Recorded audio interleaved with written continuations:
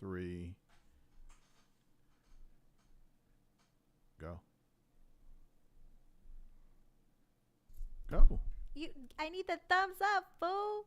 Damn, that's what producers usually give you the thumbs up. This fool's like, go. I said go. You should have had the countdown in your head. No, producer Lord, you go out to the when it's time to go for 1 week, one couple of days, and now she know everything. I don't know everything, but I was like, yo, Caitlyn, can you put the thumbs up when we go live so I can just go so they don't hear your ass going go. They wouldn't. That's why I stopped counting, and then you should have known. And you were looking down anyway. It wouldn't have made no difference. I wasn't looking down. I was looking right. You were. No, we got receipts. God. We got receipts. All right. Welcome to League of Our Own. It's time for another episode. I'm back. We skipped last week because I had to prep for the Combine. But I'm back from the NFL Combine. And I'm going to give you guys all the details of everything that happened because it was a lot of fun. And it was a lot of work and just really rewarding at the same time. And of course, we got a lot of things to talk about. It's your sports chica, Carolina Teague, the intro, all that good stuff. You already know how it is, but we're talking about all things NFL draft. We're talking about all things San Antonio Spurs. They're on a 2-game winning streak, which is great for the San Antonio Spurs. And they now have 13 wins, so I'm excited about that. And we're going to talk about Caitlyn Clark breaking the record of the all-time NCAA basketball scorer, beating men and women, beating Pete Maravich's record. So it's going to be lots of fun. Let's get into it. First and foremost, Caitlyn, how have you been? You're preparing for a boxing fight, right? Yes. So I don't know if a lot of people know what I do, but I do a little bit of everything. So I do web development, social media management. I do video production, of course, what I've been cutting my teeth with for the past 2 years and becoming pretty damn good at it. Mm-hmm. And so we got a boxing match that's coming up. Desi Martinez Promotions that kicks off on March the 30th. Brand new promotion here in San Antonio. We're bringing back Puro San Antonio, Puro Fighting. We're dealing with world-class boxers. One of the boxers, Giovanni, is 19-1. Pretty impressive. We got a new dude coming up, Isaac Bamera, and he is 2-0 with 2 knockouts in his last 2 fights. Mm-hmm. And I'm really excited about Shariah. Mm-hmm. She is 5'10", 135, and a badass. I had a chance to actually interview her a little bit the other day. How is she? And she is, on a scale of 1 to 10, she's an 11. Nice. She has everything that you need to be a superstar. Nice. And she's going to be here she in was San already Antonio. saying, March 30th? Huh? She's going to be in San Antonio March 30th? She's going to be in San Antonio March 30th. And I don't want to reduce her to just being an attractive woman, but she is absolutely drop dead gorgeous. And she's an athlete. And she's Puerto Rican. And she's native Indian. She is like amazing. Like what you want to sell a fight, what you want for a fighter to be, fearless, calm, she has it, all of it. Nice. So she's going to be at Desi Martinez Promotions boxing event on March 30th, and tickets are on sale now. Where can they get that? If they go to just eTix and type in Desi Martinez Promotions, or go to Boeing Center. Mm-hmm. And they can get it there. Nice.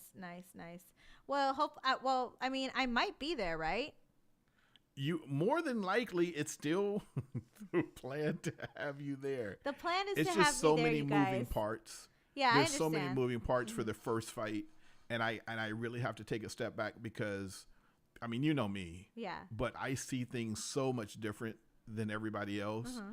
And I'm already seeing like, wait, we need this and we need that and we need this. And this should be planned. But listen, I'm staying in my lane. I'm doing the website. I'm getting ready for the live stream, which is going to be probably the most interactive stream that anybody has ever seen in a boxing match, especially at this level of a boxing match. Right. It's going to be crazy where you can pick who's going to win per round. You can buy merch. We'll do trivia questions and everything else like that. What's up, Amzai? Yeah, it's going to be really cool. And just really quick, FYI, I want to go. I definitely want to support, even if I'm not going to be part of the production. I definitely want to go. I'm pretty sure. More than likely, I am going to be part there, guys, on the commentary team. But if things don't go, I'm still going to be showing up and supporting. This is Dwayne's thing. This is your thing. You know, you guys are my road dogs. So I definitely want to show up and show out for local boxing. Real quick, though, if you guys are listening on Twitter, if you guys are listening on Facebook, if you guys are listening on YouTube, thank you guys so much for listening. We're going to talk NFL Combine. We're talking the San Antonio Spurs and their 2-game winning streak, and we're talking Caitlyn Clark. But if you guys want your comments featured, please put your comments up on either Facebook or YouTube. Unfortunately, we can't put Twitter comments up. Hello, Christopher. We actually can do Twitter comments. Oh, we can do Twitter comments now. Yeah, they have to like tweet or something else like that. So it's I have to watch it. It's not as easy, but it's not as easy. If you go straight to YouTube, it's going to be easy. But if not, then we'll do our best to get your comments up, and you guys can tweet at us too if you'd like. But NFL Combine was pretty incredible. First and foremost, I didn't get to go to the Super Bowl because I told you guys I wanted to go to the Combine instead. Because I never went to the Combine. I went to the Super Bowl, and that was a great experience. And I kind of figured that the Las Vegas Super Bowl Radio Row experience was going to be like one big cluster of so many people, and it was going to be hard for me to like weed through the grass. And I felt like it was going to be way more of a refined way of me trying to navigate this new thing that I'm trying to do, which is cover the NFL. And first and foremost, Q has been absolutely fantastic with putting me in a position to be able to be a social correspondent for. So who's Q? Q is the program director for KRLV in Las Vegas, and he oversees everything over there, which is ESPN Las Vegas, ESPN Deportes Las Vegas, 929 Raider Nation Radio, and I think the Golden Knights as well. So there's multiple sports stations over there, and Las Vegas sports is growing. And to, just having me there as under his wing as a mentee was, meant a lot to me. So I was grateful to go out there to Indianapolis, but I was doing things for League of Our Own. I wasn't doing things for the station. I did things for this podcast and this brand, which is League of Our Own, which is something that I've been trying to expand on, trying to work on. And it really paid off for the better because I made so many connections. I was able to see a lot of new things. It's really overwhelming when you cover the NFL for the first time, especially something like the Combine. But there were people there that were very, very nice to me. I met some of the nicest women in sports. I'm not their best friends or whatever, but they were very, very kind to me. Stacey Dales at the NFL Network is one of the girls that I could say was like my fairy godmother. And I was telling Christian that there's this lady who keeps walking up to me, and she walks away like my fairy godmother, because I was doing a stand-up and I was extremely nervous, and this lady is like to the side of me, and she's like, just act like you're talking to somebody at the bar and relax. And she was really kind about it. So I didn't. She was like, that was a great thing. Why don't you just post it? And that the stand-up that she told me to post went viral on TikTok. It had almost 50,000 views right now. So I was like, wow, she's actually really good. She kind of like helped me out and to calm my nerves just to get through that moment. And then every time I would ask a question to a player, because it's a big hustle there. There's 521 prospects for the NFL Combine. That's a lot of people that are getting or is it 321? I think it's 321. I might be tripping with the 521. But it's a lot of people. It's hundreds of people that are trying out for the Combine. And you have to interview all of these players throughout the week, and the GMs and the coaches. So we have to be there by 7 a.m. and you wake up and you're there, and there's all these hopefuls, these NFL prospects, there's all these NFL players, all these NFL coaches, all these NFL GMs, and they're all in this big room that's NFL themed. And they have you go to each podium for whichever player that you want to interview. So you got to go through the list of who you want to interview, and then you interview those players. So how did you make the decision on who you wanted to honestly, interview? It took a lot of planning for me to figure out who I wanted to interview. So I had the list of all the players, and I basically did my research, and I had my highlighter, and it was color coded. I felt like, okay, I want to cover the Bears. That's my personal favorite team. So I want to see what's going on with the Bears. I also wanted to see what was going on with the Raiders, because I know Q's in Las Vegas, and he may need a sound clip for some of the players that could be potential future players for the Las Vegas Raiders. So I definitely wanted to get my Raiders questions in. Then I'm in Texas, so I definitely wanted to make sure that I fed all the people who follow me Cowboys and Texans information as well. And then Chuck Mikatinik from Fox San Antonio reached out to me and told me that there were some San Antonio players that were going to be in the combine, and he wanted to see if I can get some clips for him so he could use that for Fox Maximum Sports. So I was definitely willing to lend a helping hand and do that for him as well. So Millard Bradford is from San Antonio, and he went to O'Connor High School, and he was there for the combine, and he was really excited to be there. It was awesome. And then another big player out of University of Texas, Jordan Whittington, he's from Cuero, which is south of San Antonio. So that was another interview that I made sure that I wanted to get. But in order to find out how I could interview these players, I was kind of going through a process where I navigated who were the top tight ends in the country, who were the top wide receivers in the country, who were the top quarterbacks in the country, who were the top, DBs, O-line. Like, I just kind of did a list, and then I kind of mapped it out at what time they were going on and kind of just navigated it that way. It was very complex, but it ended up working out in my favor because I got a lot of great interviews that I was trying to hear from. So I was really excited about that. I was disappointed, though, that Marvin Harrison Jr., Marvin Harrison Sr.'s son, he's a big legendary player for the Colts, he didn't show up to the podium to ever do an interview. I was really disappointed about that because I wanted to ask him about the Bears.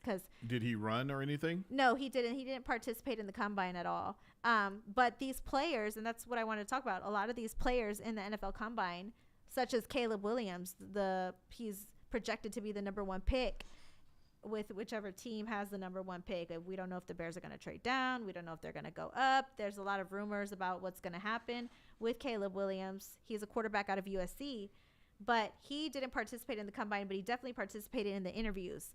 And seeing the media surrounding Caleb Williams, because he's deemed as a quote-unquote generational talent, Caitlyn, when I tell you it was comparable to when I went to meet the rookies for Victor Wembanyama, and it had that much media in there, like at least it felt like 200 media was there just to see what Caleb Williams was going to say. It was insane. So you were right there at the side, right? Absolutely. I couldn't even ask. How'd you get up there? Because early bird gets the worm. Q made sure we were the first ones there every single day. So I was there by like 7:30 a.m., 8 o'clock. Okay. Yeah. And did they go up right on time? Sometimes there was a little delay, but you had to wait. The busiest day was of course. The busiest day was quarterback and wide receiver day. Of course. And I was there standing for hours, no water, no food. I forgot to eat the day before dinner, so I was starving by the time. You're not looking for sympathy, are you? I'm not looking for sympathy. I'm just saying, like, I didn't anticipate being so damn busy. Is what I'm saying. I did not. It's so intense. See, that's when, you were talking about like the boxing thing that I'm coming up with. There is nothing in my head that you would not be busy as hell. Like, there is nothing in my mind that would ever imagine you not being busy. Now, part of that is me being a little bit older and have seen some things. And like, I've been deep in this for years, only doing my own thing for the past 3 years. But when something happens, I'm looking at what type of camera's going on. I'm not looking at the interview. I'm looking for like what's going on the side or whatnot. Right. And so I knew it. Yeah. Of Caleb, number one. Come on. Yeah. It was wild. It was actually like, you're right. I should have anticipated that it would have been busy. No, you shouldn't have. It is what it is. Exactly. It's just funny. Exactly. No, but it was actually really fun. And I got I met a lot of people that were very nice. And like I said, the one that was the nicest to me, I have to give her a shout out. Her name is Stacey Dales from the NFL Network. She was very, very sweet. Oh, like I said, it was so packed. Stacey Dales would always stand next to me, though. And she was asking the best questions to these football And so Stacey, who's she again? I'm sorry, one more time. Stacey Dales. Okay. She was literally asking the best questions out of every reporter. No, I know, but who is she? Where is she from? Okay, she is a reporter for the NFL Network, and she is also on 670 The Score Chicago. Okay, so she's in Chicago then. I don't know if she's based out of Chicago, but I know she does She work covers for them. the Bears. She covers, she's not a Bears reporter, but she does talk about them, right? Okay. But she is incredible. Like when you watch her on camera, and if you meet her in real life, she's just amazing. I was just so impressed how kind she was to me, because she didn't have to be kind to me. And so every time she'd ask a question, I would be like, that was a great question. And she was like, you can ask great questions too. All you have to do is find your voice. And then she would walk away, and I'd never see her again. I was going to tell her, thank her for all the help she gave me. And then like there was another time where she asked a question, or I'd ask a question, and she'd be like, that was a great question. So I was like, and then I'd look for her, and she was gone. Because she wasn't real. Exactly. She was like a fairy godmother. I was like, where did Stacey go? Yeah, she was a radio fairy godmother. Yeah. She's not real. You can look her up, and she probably died like 20 years ago. She's all a ghost. No. But you know what was crazy too is that all these men were in the room in media, and they would say, you know, for example, I'm just going to like throw someone's name out there. Let's just say Xavier Worthy from UT. Xavier, you like to run the ball a lot and you know, whatever, usually do slant routes or whatever the hell, right? And how come you don't do it this way? Or what made you do those type of routes? Or why is your playing style like that? Or how do you think that playing style... What's up, Tim? How do you think that playing style applies to the NFL if you get to the NFL? And then Stacey, you could tell she was like, I don't know if you could tell she was bothered, but her questions would be like, Xavier, I know everybody here in the crowd is telling you how you play. Can you tell us how you feel like you play? Can you describe how you play? Everybody's trying to tell you how you play, but you tell us how you play. Right. Because and they would be like, thank you for the question. Right. Because it's a feel. We spend so much, men in particular, spend so much time because we think we've played the sport and we've done that, but we haven't, right? Most of these dudes haven't played past high school. Maybe they played in college a little bit, and now they're a journalist. And they forget the feeling around, the emotion around the sport. And as you know, that's why I spend so much time humanizing these players, because it's not just like I don't fantasize about being a particular player, right? I appreciate them for who they are and realize like never had a chance, won't ever have a chance. And so how do I support them and make them the best that they are? Right. And also, and that's the thing, she was humanizing the players, and that's kind of what I was trying to do too. And there was other reporters that were doing that as well. So there were some great reporters, and then there were some reporters that were like making all the other reporters mad. Like some guy kept asking like, do you have an OnlyFans? If you were an animal, what you would want to be? People would like groan and moan because they were saying they were making a mockery of journalism. Well, you know those weren't real reporters.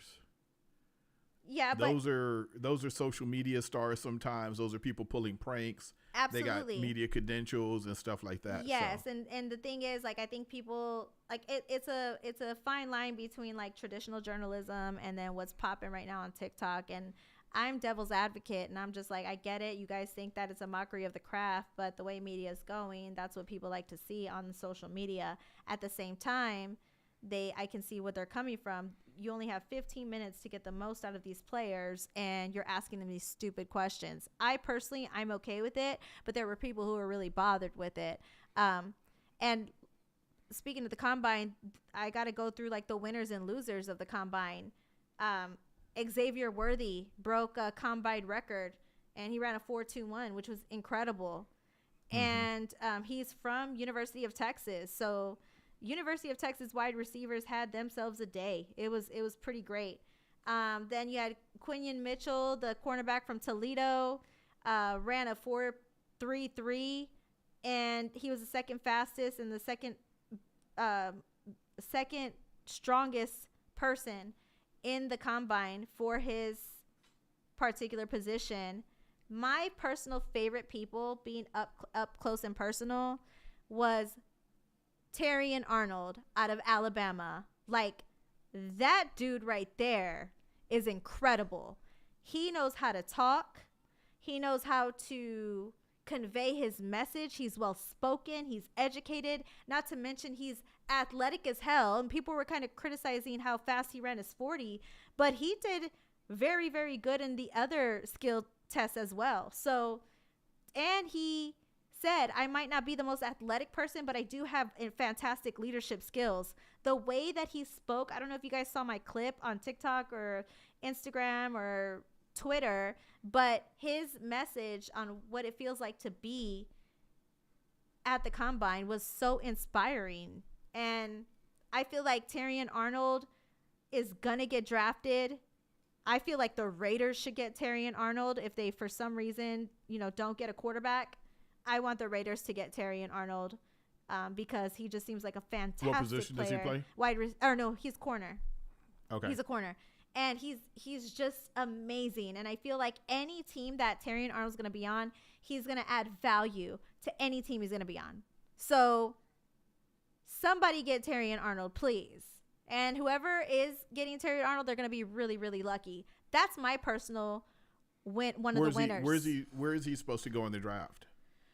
He's supposed to be a first rounder, but they don't know where he's going to fall. But they're predicting that he's going to be a first rounder. And another thing, too, the NFL Network was giving him full-blown segments. That's how personable he was. So he's definitely somebody that you want, to represent a team. So Terrion Arnold was a winner to me. Another winner for me was, tell me about this before you do a winner. You were up close and personal with Caleb. You were about 4 to 6 feet away from him. Right. A lot of buzz out there that he's arrogant, that he's this, that he's that, because he didn't work out and he should have worked out like everybody else. And like he said, I have 30 plus games or 50, 30 or 50. I can't remember which one he said. Like, go watch my game tape, and I think that's legit, right? I don't think you need to be there. Marvin Harrison Jr. didn't perform either. So what was the energy did you get from Caleb? The energy I got from Caleb was that he's a natural leader and he's prepared for whatever comes at him. And he doesn't know where he's going to fall into the draft or not. Well, he knows he's going to go number 1, but he doesn't know what team is going to have the number 1 pick. He doesn't know if the Bears are going to trade down, but he's prepared to be a Chicago Bear. But he did say he's prepared for other teams as well. So some people are like trying to read between those lines, and they're saying because he's prepared for other teams, then perhaps he doesn't want to be a Chicago Bear because the way Chicago Bears regurgitate quarterbacks might be something that's not attractive to somebody who's supposed to be a generational talent like Caleb Williams. But the vibe overall that I got from Caleb Williams is not that he's arrogant, it's that he's confident. I think he's confident and he's a leader. And there's a huge debate on whether these players should be in the NFL Combine or not. But for the NFL Combine is essentially a job interview. You got to pass your medicals. You got to do the interviews. You got to do the combine skills tests, all those things. And these GMs and coaches are watching you throughout the whole week to see who they want to pick up or not. But some people, you're just so damn good, you already got the job. And I think these players are starting to see the power in that, the power of not participating, because perhaps if they perform at the combine and they accidentally get injured or they don't perform up to par, it might deplete their draft stock in the NFL draft. So making that conscious decision because they've had spectacular, stellar performances while they were playing in college and opting to not conduct interviews or only conduct interviews to people who are interested in interviewing them as far as NFL teams are concerned and not necessarily to the press, is them essentially taking their power back. So that's how you're I also see talking about players now that are multimillionaires before they even step in. right? So they don't have to jump, shuck, jive, run for these people because they do have tape on them and they already got the money. Right. So it's kind of like, I don't need you as much as you think I do. That's going to rub a lot of people the wrong way. It did rub people the wrong way, especially Marvin Harrison Jr. not doing the interviews. Like that rubbed people the wrong way. But me personally, it doesn't rub me the wrong way, but I'm not an NFL coach or GM. Some people say it's like arrogance, but some people are saying. Yeah, but have you seen some of the stuff that they've written about players over the years? Like, I could understand why a player's like, oh, I'm not doing this. Right. Yeah, they do slow, don't make good decisions, should be a running back or a receiver rather than a quarterback, all that type stuff. So I mean, but the thing is, though, they have written bad things, but facing the media is part of the job. You're required to. I guess if you go to the NFL, you got to face the media.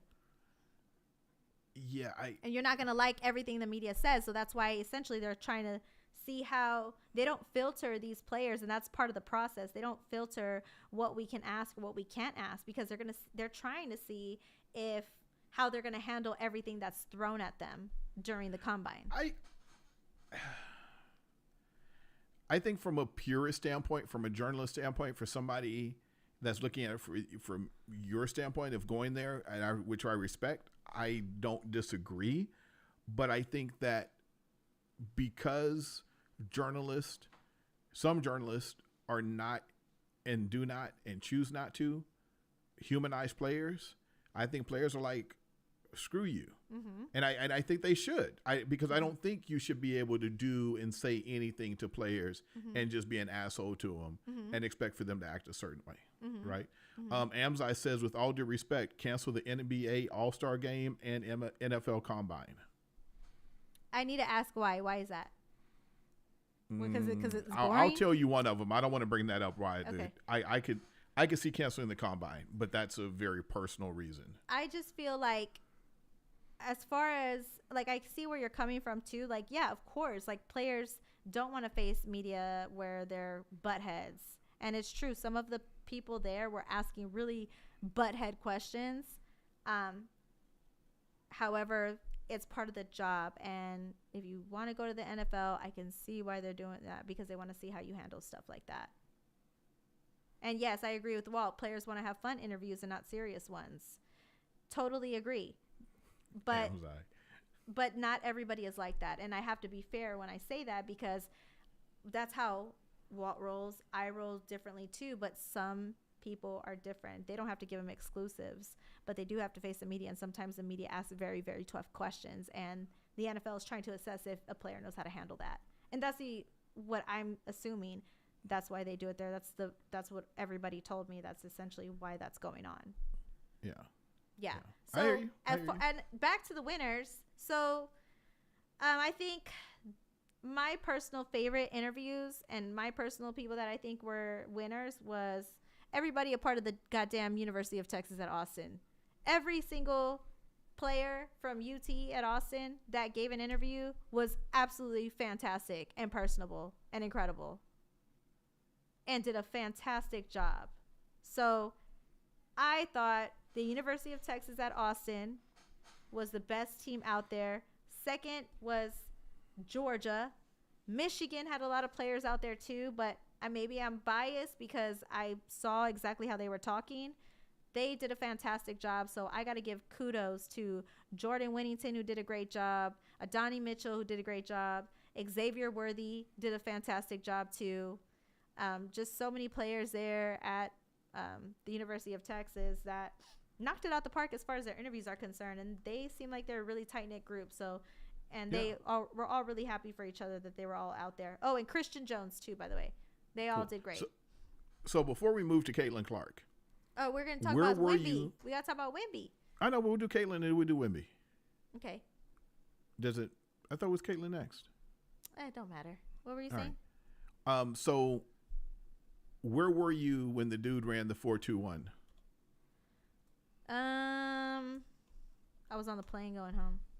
Oh, you weren't even there for when the receivers and the quarterback? Yeah, no, because quarterback and wide receiver day, interview day was Friday, and unfortunately they didn't do the combine drills until the next day.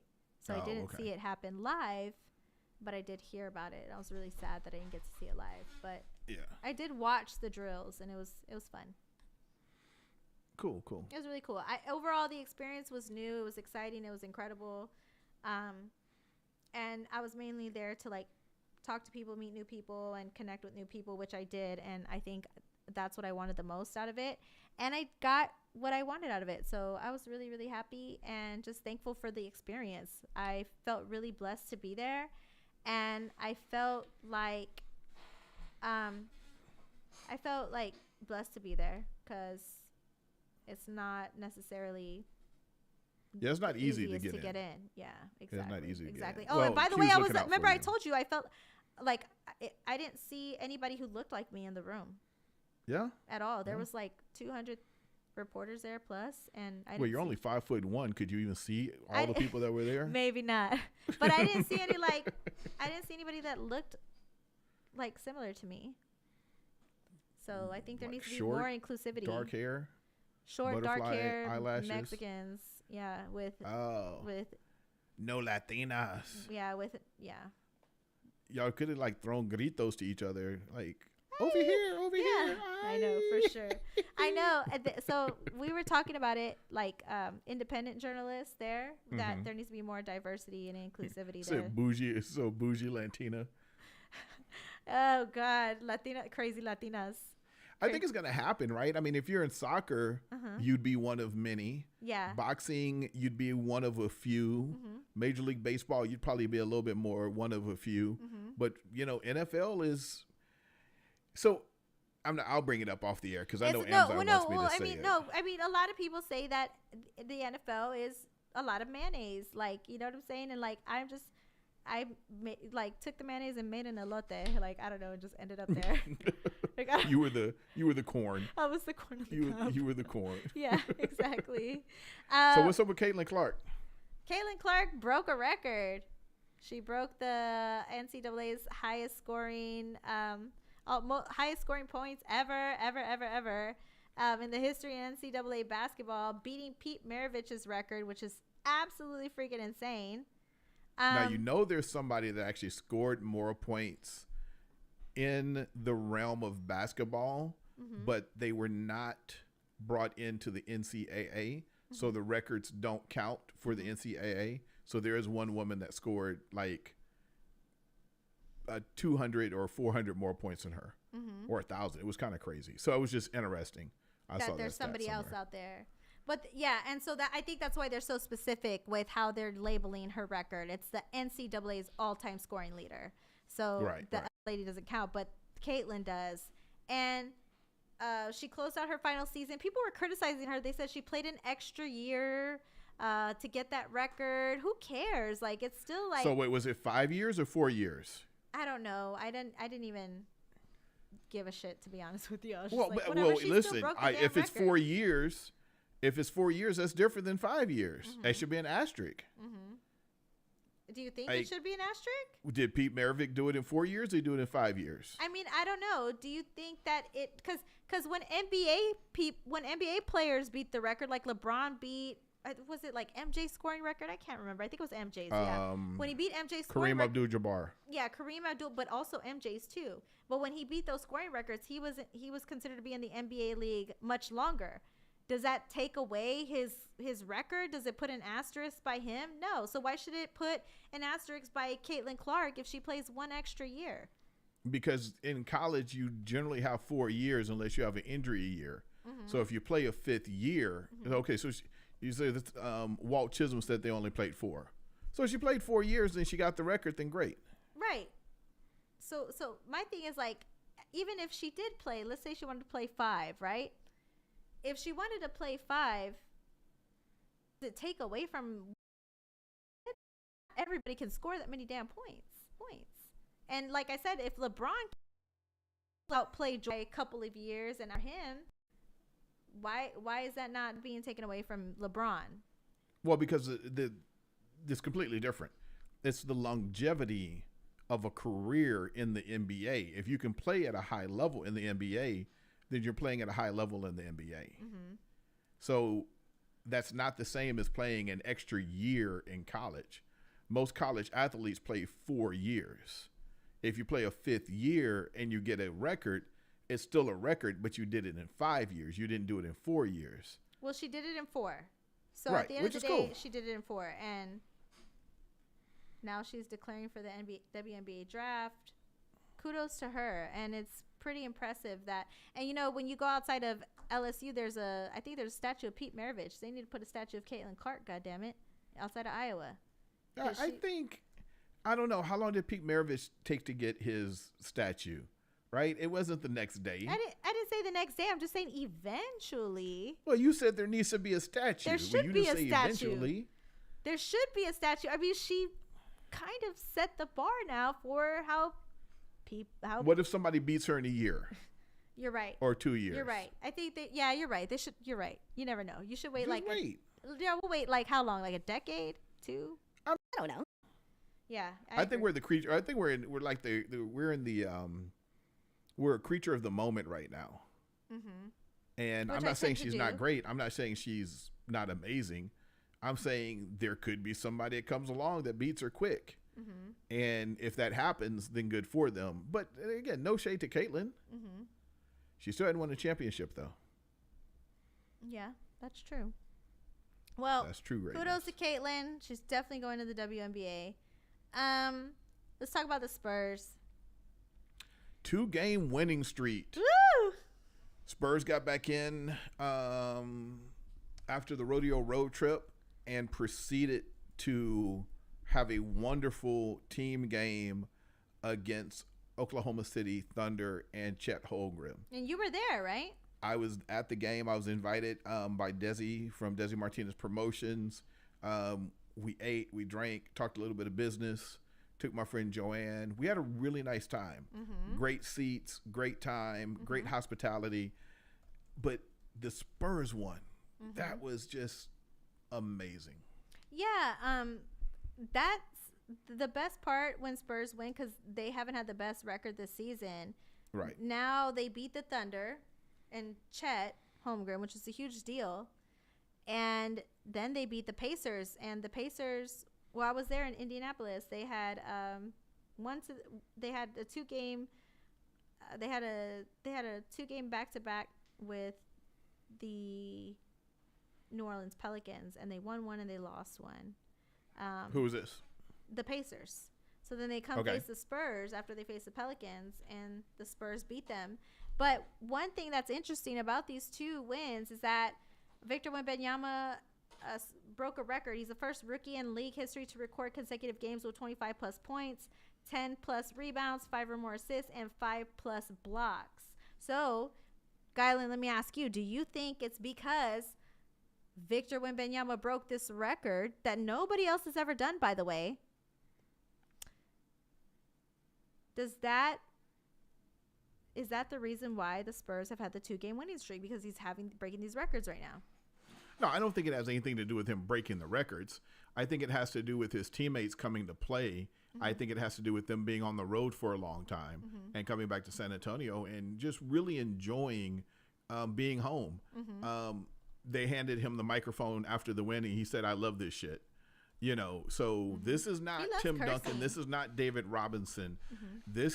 This kid is different. Mm-hmm. He is very, very different. He can stroke the 3.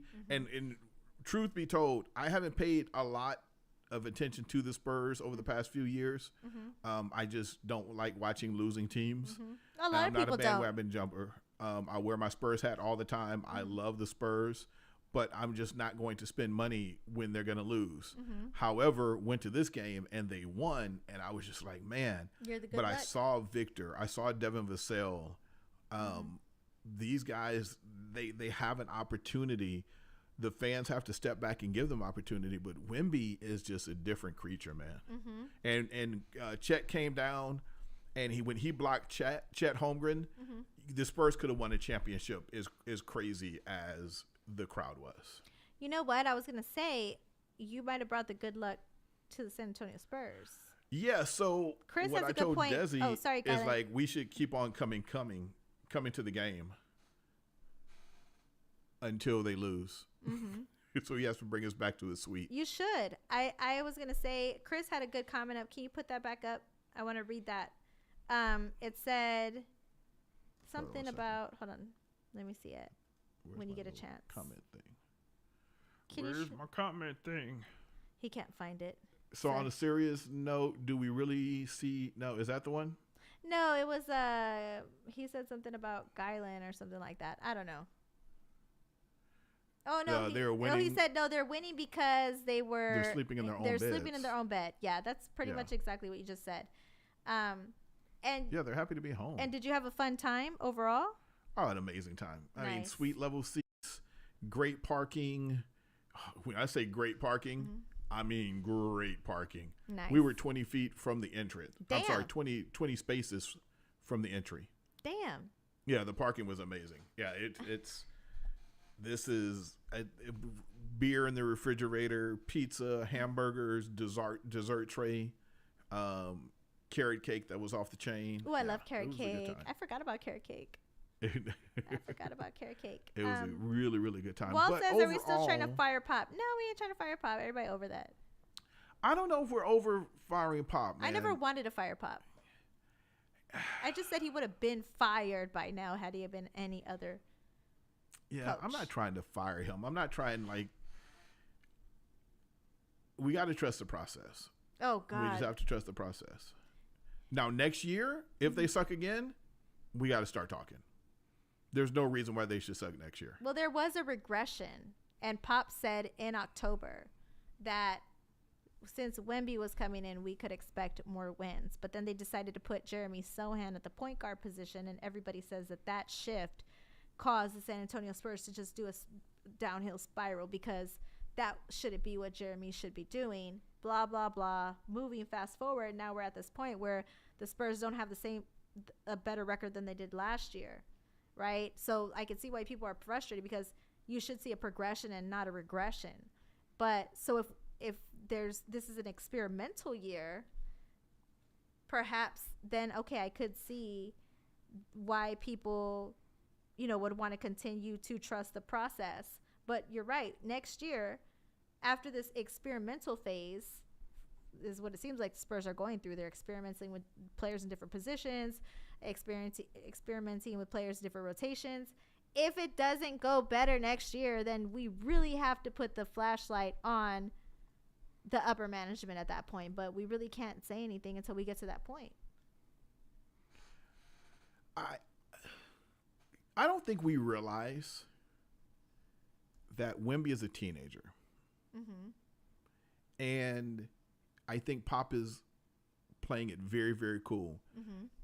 He has emotions that he shows on the court, unlike Tim Duncan, unlike David Robinson, more along the lines of Manu, right? Like, I think he's a high energy, and I think Pop, along with teaching him how to play a different style of basketball, is also teaching him how to deal with his emotions. Mm-hmm. Because I would argue that he probably could score 40 points a game in the NBA and take over every game. Alley-oop lobs. He can shoot the three. He can stroke it. But I really think that Pop is playing a mental game and teaching him how to be mentally tough and not live his emotions. Because if I know anything, if I remember anything, I remember what it was like to be 19, 20, 21 years old, and I was in my emotions a lot, and I was all over the place. I could focus, but I was passionate. And I think that's where he is. I think he's really trying to regulate his emotions and teach him that is one game at a time. Right.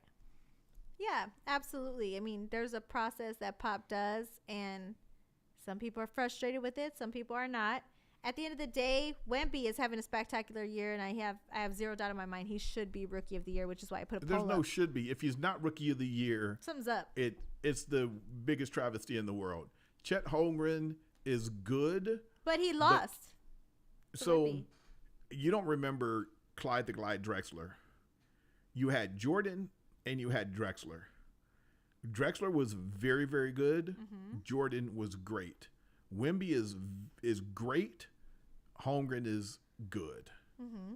And that's the difference. Wemby is great. And that's another thing that I was going to bring up to you. The Spurs just announced today that Victor Wembanyama was named Rookie of the Month for the second month in a row. Yep. Second month in a row. This is the second straight month. And the first time since Tim Duncan received the award in March and April of 1998 that the Spurs player has captured Rookie of the Month honors in back-to-back months, which is incredible. Every time I see a Victor Wembanyama stat, he's being compared to Tim Duncan. He's having a record that's compared to David Robinson. He has a record that's compared to Michael Jordan. I think some of these stats are silly, though. Yeah, but don't you think it's kind of like, wow, this is actually pretty impressive that he's actually kind of like comparable to these great players. Greats. No, it's not. He's not kind of. He is comparable to.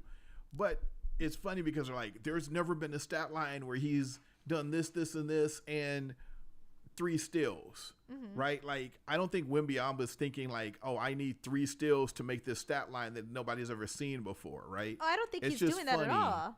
But you know me in stats. I'm just like, whatever. You don't like, yeah, I know you don't like stats, but also too like the stats. I know you don't want to talk about stats, but no, I'll talk about stats. The stats that he is compared to, it's not like he's like being compared to like any scrubs. He's being compared to the greats, and I find that really interesting. It seems like every other day there's a record that Wemby's doing, and it's like he's breaking like an all-time great stat, or he's he's not even. He is doing something that we've never seen before. Mm-hmm. It's just funny because it's the difference between 3 blocks and 5 blocks, right? Mm-hmm. And that's why it's funny to me. It's like, oh, now he has this all-time great stat, and it's because of a block, right? Or because we've seen a lot of players do 30 and 10, but we haven't seen the 30, 10, 5 blocks, 3 steals, and no turnovers. Right. Right. It's not that they're making up stats. It's kind of funny. There's always a stat. There's always some sort of stat, right? Now, let me tell you this, too. Like, people spend a lot of time talking about Victor Wembanyama, that sometimes the rest of the team gets lost in the sauce. And there's other milestones that these other players are breaking for themselves. Like, Dominic Barlow just signed a 2-way contract with the San Antonio Spurs. And that's a big deal for him because he was undrafted. So for him to go to be undrafted, then he gets signed to the Spurs, and he's signed to a contract, 2-way contract. That's incredible for him. So this whole pounding the rock method that the Spurs are doing, it doesn't only apply to Wemby. It also applies to Dominic Barlow, who just went from undrafted to now he's signed a contract with the Spurs. Then you have somebody like Devin Vassell, who spent a lot of time in the offseason working on his game and his graft. And you could... Like when you look at, because it's not just Wemby that wins the game. It's all these players. Like Devin Vassell, when he has great games, the Spurs do good too. When Keldon Johnson steps up to the plate, Spurs do a good job. Jeremy Sohan, Malachi Branham, when they step up to the plate and do what they're supposed to be doing, Spurs get these type of wins, and they all gel very well together. So you also have to give, not you, but people also have to remember that there's other players on the team that I think should have the spotlight, because a lot of people spend a lot of time talking about Wemby, and of course, understandably so, because he's generational talent, but also make sure that we're talking about the other players as well, because they seem to be getting lost in these storylines with Victor Wembanyama as well. Yeah, I think that sometimes the fans are maybe a little too tough on the other players and not giving them the grace that they deserve. Sohan being one of them, he's a wild card. And I could see Sohan like being the engine that comes off the bench in a few years and being that guy. Vassell is amazing, and he is Robin to Wembanyama's Batman. However, Wemby is the engine, and he likes the spotlight. He likes being a star, so it is what it is. Yeah. So I'm not worried about the rest of the team getting lost because he is the star. You know, Spurs go the way Wemby goes, and if you look at like a LeBron James, nobody talks about Anthony not talking about Anthony Davis or one of the other players. What's the Japanese Rob Parker player from Fox Sports said 2 times last week Pop needs to resign. I saw the backlash for that too. Yeah, well, how old is Rob? Well, anyway. Mike Jimenez watching the show. He says the same damn thing all the damn time. It's funny when people say, especially with people that have been following Pop for 20, 30 years, says that he needs to resign, but they're not going to resign. They think they're at the top of their game still. Yeah, whatever. It is what it is.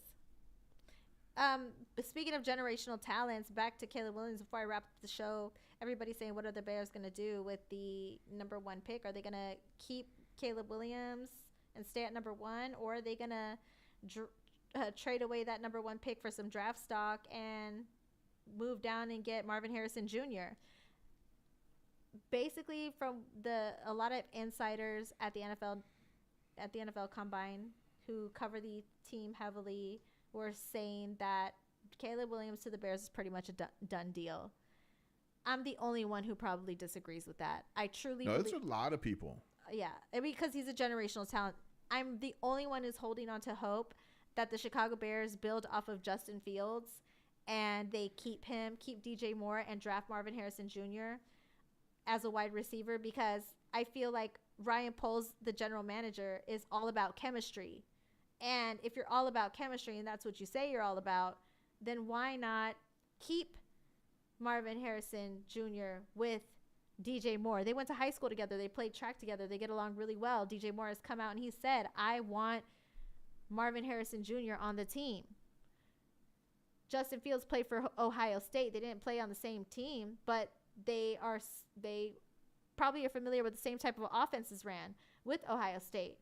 So I'm the only one who's probably hoping that the Bears draft Marvin Harrison Jr. and they can build on that chemistry, because when you have a successful team, you have to build it. And this whole regurgitating quarterbacks thing is very frustrating. Yes, it's a generational talent, but and that's what everybody was trying to convince me. It's a generational talent this time around. Well, I don't care. I don't care if it's a generational talent. You could put Jesus Christ himself as quarterback, and if the offensive line sucks and you don't put the pieces around him, then he's not going to be successful, because he's going to be getting sacked, or he's not going to be able to throw it to somebody who can catch the ball, or there's not going to be anybody who's going to be able to block the defense from getting to him. So I really would like to keep Marvin Harrison Jr. as the Bears pick, but from what the insiders, quote unquote, say, they're probably more than likely going to draft Caleb Williams. But if you read between the lines, people are saying it sounds like Caleb Williams does not want to be a Chicago Bear. I don't know, but who knows? Yeah. So this whole generational talent thing, that's another thing too. That's why you're bringing up Wemby, and I was talking about Caleb Williams, because like I said, Wemby is the generational talent and all the other players get lost in the sauce. What if that happens to the Chicago Bears if they draft Caleb Williams? What if the other players get lost in the Caleb Williams sauce? And there's no coverage for the things that they do. If you all win a championship, nobody gives a damn. You're right. You're absolutely fucking You're absolutely right. Like, but what if they have a bad season like the way Wemby's team is? They might. Yeah. Yeah. And Caleb is a amazing quarterback. But I think Justin Fields is an amazing quarterback, and we've seen flashes of greatness. So he needs a coach around him that can coach him all the time for that greatness. Absolutely. So it's just one of those things where I would like to see people build on chemistry, but I mean, I'm not a GM, so I'm just a person that likes to talk sports. So what do I know? Yeah. Right? Who knows? But anyways, I'm glad I'm back in San Antonio. I'm ready to eat tacos again. I'm ready to get my life back together and get back to normal. Okay. You ready to go home? I'm hungry. I actually want some Mexican food. What do you want, Caitlyn? What have you been? What are your plans? I need to eat. I'm kind of hungry too. What are your plans, Caitlyn? This week? Right now, I'm focusing on this boxing thing, staying sane with that. Got a meeting tomorrow with the church for some video work we've done. Then I have a meeting with the museum after that for some video work I might be doing. Yeah, there's a lot of going on. Yeah.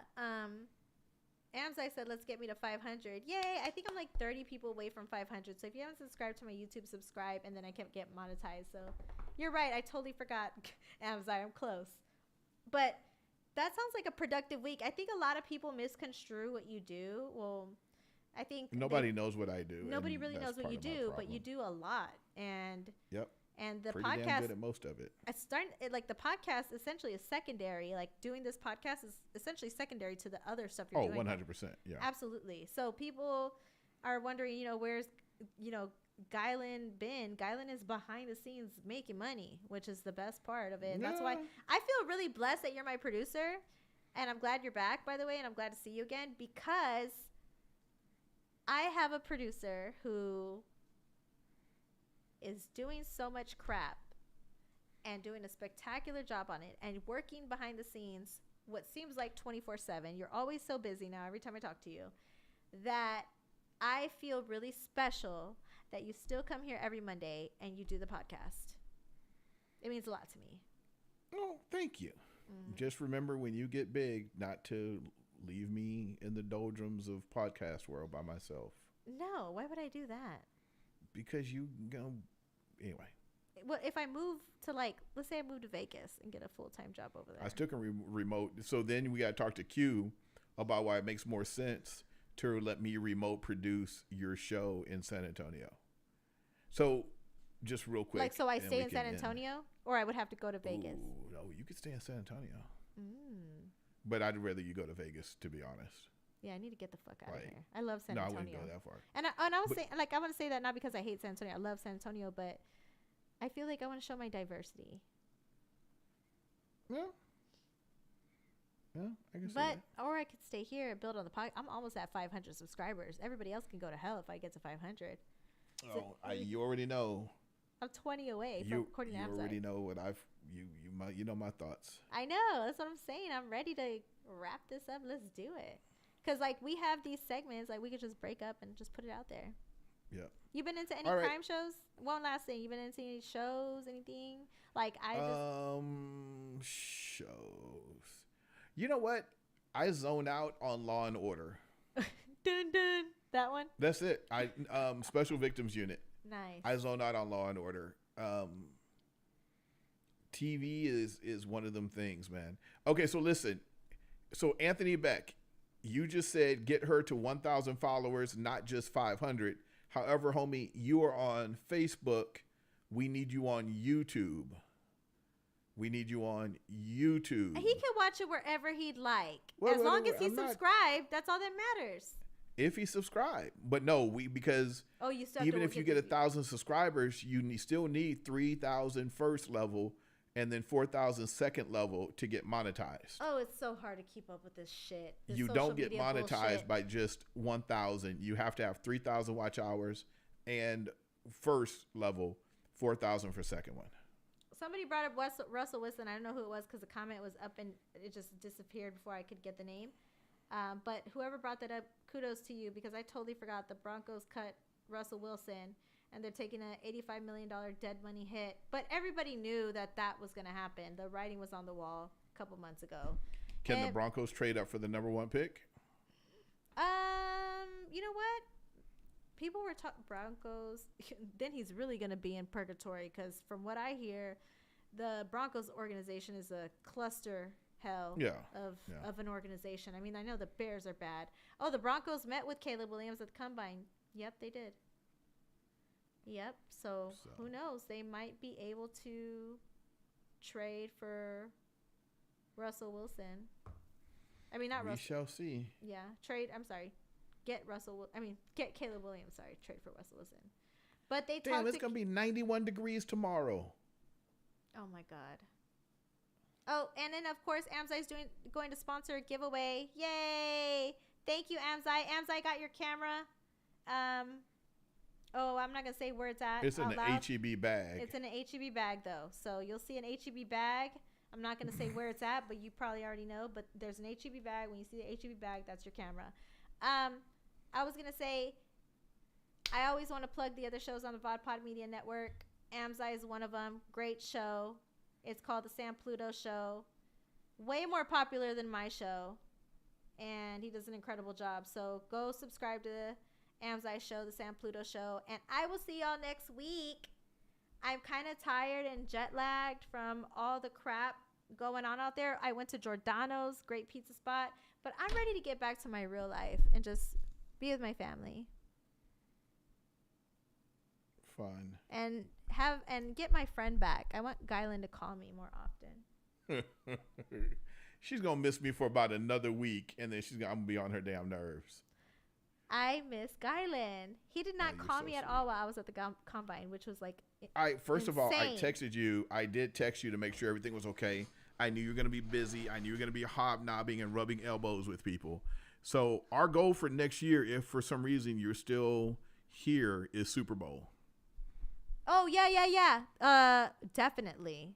100. Definitely. Yep. 100. Because I think we could do one hell of a show, interactive show for Super Bowl. Absolutely. That hasn't been seen. All right, boo.